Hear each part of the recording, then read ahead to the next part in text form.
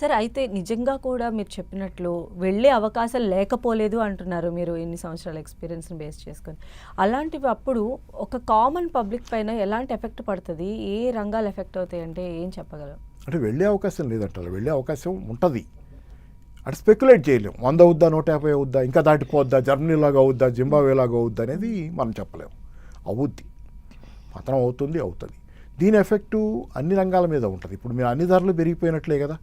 మీరు చాలా వైటల్గా చాలా ఇంపార్టెంట్ దిగుమతులు చేసుకుంటున్నారు. ఇప్పటికీ వంట నూనెలు దిగుమతి చేసుకుంటున్నాం, పప్పు ధాన్యాలు దిగుమతి చేసుకుంటున్నాం, పెట్రోల్ క్రూడ్ ఆయిల్ దిగుమతి చేసుకుంటున్నాం, ఎల్ఎన్జీ దిగుమతి చేసుకుంటున్నాం, ఎల్పిజి దిగుమతి చేసుకుంటున్నాం, బంగారం దిగుమతి చేసుకుంటున్నాం. ఇట్లా చెప్తా పోతే చాంతాడంత లిస్ట్ వస్తుంది. మన నిత్యావసరాల్లో చాలా దిగుమతి. పైగా ఎల్పిజి సరే, క్రూడ్ ఆయిల్ దిగుమతుల్లో ప్రత్యేకత ఏంటంటే క్రూడ్ ఆయిల్ దిగుమతి కనుక తగ్గితే క్రూడ్ ఆయిల్ రిలేటెడ్ ప్రోడక్ట్స్ చాలా వాడుతున్నాం. దాని ధర పెరగటం, దాంతో మార్కెట్లో ధరలు పెరగటమే కాదు, క్రూడ్ ఆయిల్ నుంచి మీకు ప్లాస్టిక్స్ వస్తాయి, నాఫ్తా. క్రూడ్ ఆయిల్ అనేది మనం పెట్రోల్ డీజిలే చూస్తున్నాం. క్రూడ్ ఆయిల్ ప్రాసెస్ చేస్తే నాకు తెలిసి అయితే సుమారు 100 రకాల ఉత్పత్తులు వస్తాయి. అవన్నీ పోతే ఇప్పుడు హీలియం లాంటివి కూడా, హీలియం ఆగింది అనుకోండి ఫర్ ఎగ్జాంపుల్, ఒక హీలియం అది పెట్రోల్ డీజిల్ నుంచి వస్తుంది డైరెక్ట్ చెప్పలేదు కానీ మిడిల్ ఈస్ట్ నుంచి రావాలి మనకి హీలియం. హీలియం దేనిలో వాడతాం మనం?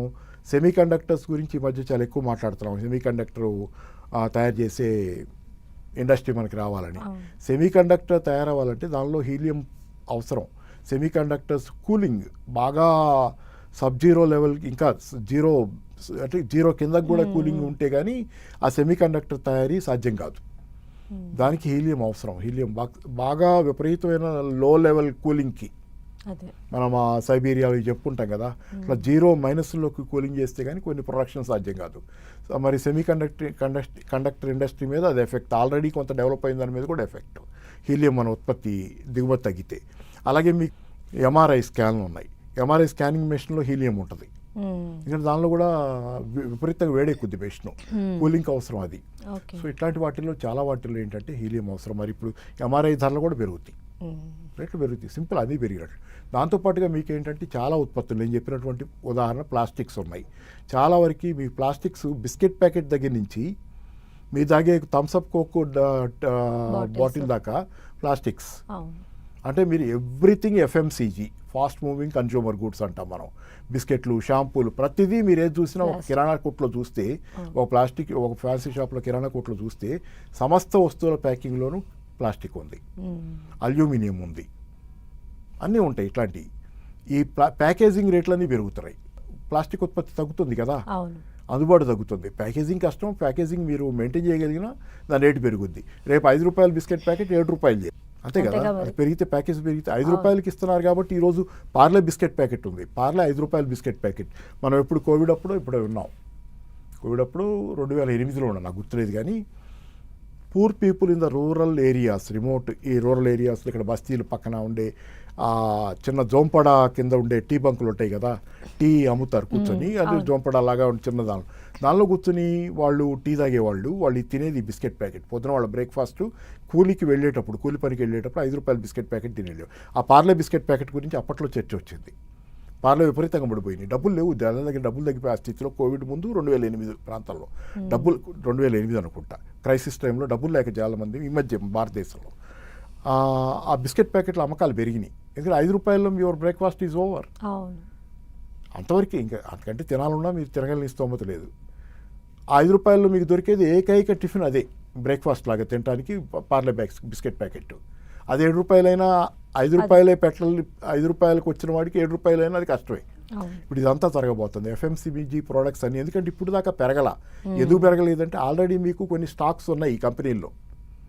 పాత స్టాక్స్ గోడౌన్లో పెట్టుకుంటారు కదా, రా మెటీరియల్ అంతా నిల్వ ఉంటుంది కదా, అది పాత కొన్నది, గతంలో కొన్నది కదా, అది తక్కువ ధరకే వచ్చింది. ఇప్పుడు కొత్తగా రాబోయే స్టాక్ ఉంది, మే, జూన్, జూలై ఈ ప్రాంతాల్లో వచ్చాయి. ఆ స్టాక్ రేట్ పెరుగుద్ది. స్టాక్ రేట్ పెరిగితే అన్ని పెంచాల్సిందే మీకు. రేపు పొద్దున అన్ని ధరలు పెరగబోతున్నాయి. Such a big crisis for common man, poor man. 5 రూపాయల బిస్కెట్ ప్యాకెట్ తిని 6 రూపాయలు పెట్టి చాయ్ తాగిపోయేవాడికి it is a huge crisis. జీవితం తలకిందులు అయిపోయినట్లు.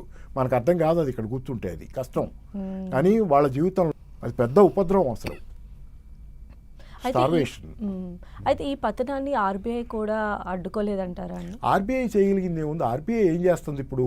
రూపాయి పత్రం కాకుండా ఉండటం కోసం డాలర్లు అమ్ముతుంది. ఈ సంవత్సరం రికార్డు స్థాయిలో డాలర్లు అమ్మింది. డాలర్లు ఆర్బీఐ కొన్నదానికంటే కొన్నదానికి అమ్మిన దానికి మధ్య ఉన్న గ్యాప్ ఇవాళ పొద్దునే చదివా, బిజినెస్ స్టాండర్డ్లో అనుకుంటా, గుర్తులేదు నెంబర్, మర్చిపోయాను, నోట్స్లో ఎక్కించుకున్నా కానీ ప్రిపేర్ అవ్వాలి. ఇక్కడికి వచ్చే ముందు వేరే చోట నుంచి వచ్చాను, ఆ నోట్స్ వేరే చోట ఉంది. అదే డాలర్లు రిజర్వ్ బ్యాంక్ అమ్ముద్ది, కొంటది.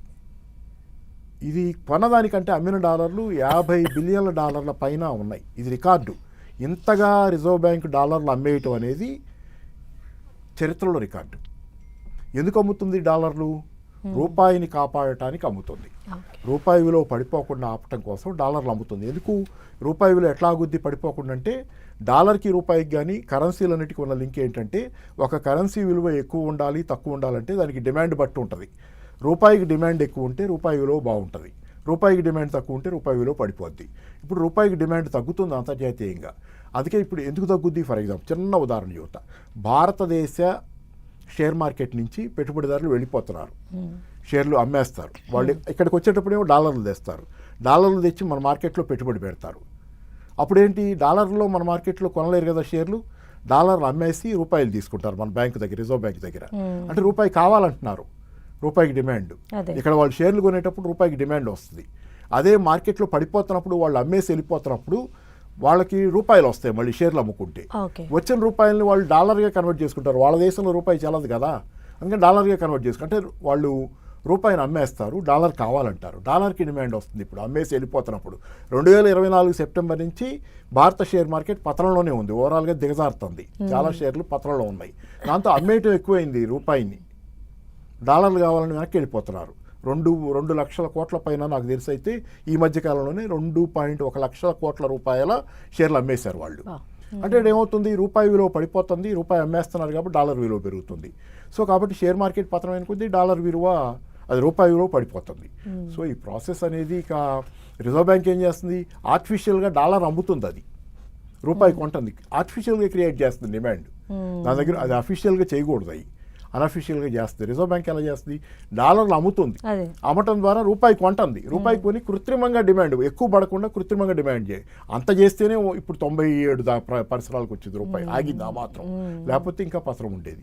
సో ఏంటంటే రిజర్వ్ బ్యాంక్ ఏం చేయగలదు ఇప్పుడు, ఇవాళ నిన్నటి రోజుకి ఫ్రైడే కదా నిన్న, రిజర్వ్ బ్యాంక్ దగ్గర ఉన్న ఫారిన్ ఎక్స్చేంజ్ నిల్వలు 689 బిలియన్ల డాలర్లు నిల్వ ఉన్నాయి.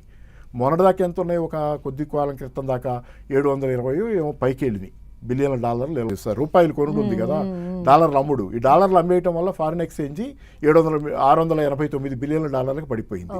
ఇలాగే అమ్ముతా రూపాయిని కాపాడుతా పోతే కొన్నాళ్ళకి డాలర్లు ఏమవుతాయి, డాలర్లు ఒక రూపాయిని కాపాడటానికే కాదు కదా, మీరు విదేశాల నుంచి ఎగుమతి చేసుకున్నా కావాలి, విదేశీ మార్కెట్ ద్రవ్యం అన్నిటికీ కావాలి కదా, దానిలో ఇదొక పని మళ్ళీ మధ్యలో రూపాయిని కాపాడటం కోసం. కాబట్టి చేయగలిగినంత చేస్తుంది రిజర్వ్ బ్యాంకు. రిజర్వ్ బ్యాంకును పూర్తిగా మనం తప్పు ఉపయోగం లేదు. రిజర్వ్ బ్యాంకు రూపాయిని కాపాడు, కానీ ప్రభుత్వ విధానాలు బాగాలేకపోతే రూపాయిని నువ్వెక్కడ ఆపగలవు? రిజర్వ్ బ్యాంక్ కాదు కదా దేశాన్ని పాలించేది, ప్రభుత్వం కదా విధాన నిర్ణయాలు చేసేది. దానిలో రిజర్వ్ బ్యాంక్ ఒక భాగం రూపాయిని కాపాడటానికి ప్రయత్నం చేస్తుంది. కానీ విధానాలు బాగాలేకపోతే రూపాయి పడటం ఆగకపోతే వీళ్ళు పడేయటం, అది కొనటం, కొని ఆపటం అంటే ఎన్నాళ్ళు అంటే పడేయటం అంటే వీళ్ళు కావాలని చేస్తున్నారు. విధాన లోపం వల్ల ఇది పడిపోవటం జరుగుతుంటే నువ్వు ఎంత కొన్నా కానీ ఏంటంటే పడవకి చిల్లు పడింది అనుకోండి, చిల్లు పొడుచుకుండా నీళ్లు తోడిపోస్తే అవ్వదు కదా, అది అట్లాగే అవుద్ది.